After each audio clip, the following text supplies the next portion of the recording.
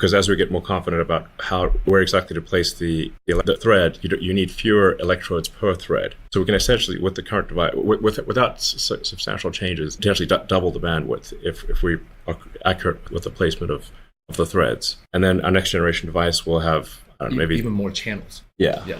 So 3,000 in the year.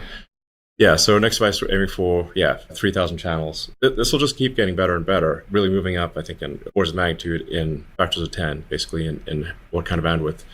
I think it won't be all that long before someone with a Neuralink device can communicate faster than someone who has a fully functional body, and I think faster than the fastest speed typist or auctioneer. It's the exact same. And maybe another interesting point is that on the first day he used BCI, he was able to break the previous world record for cursor control just by using the brain. And recently he even doubled it and was able to outperform about 10% of our engineered Neuralink. And you can be sure that we are very good in this game and very quick. And if you want to check out how you can do it, you can do it on our website. And it's very addictive games. Yeah, it's a very simple game. You just have to click on the square. But it actually, even though it sounds silly, it's quite it can be it sounds like it can be quite addictive, and it's especially if you get a low score and you think, there's no way I gotta.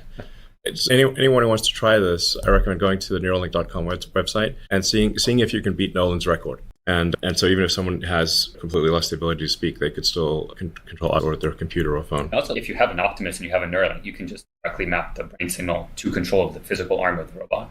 And that's a very meaningful thing. If you're folks that have spinal cord injury, one of the biggest requests is to be able to scratch yourself. It's something that's quite annoying, actually. And if you have a scratch on your face, you can't fall asleep until you scratch it. It's very convenient to be able to move something physically towards you to be able to scratch. Similar things like eating food. If you need somebody to feed you, it's very hard to have dinner with friends in a way that is a normal social experience. And so if you can feed yourself, pick up a fork and actually eat a piece of chicken on your own, that's a big deal. It prevents and saves a lot of interactions with caretakers and other people in your life that you rely on to take care of. It really increases your... I think an exciting possibility long-term also is to say, if you take parts of the Optimus humanoid robot and you combine that with a Neuralink,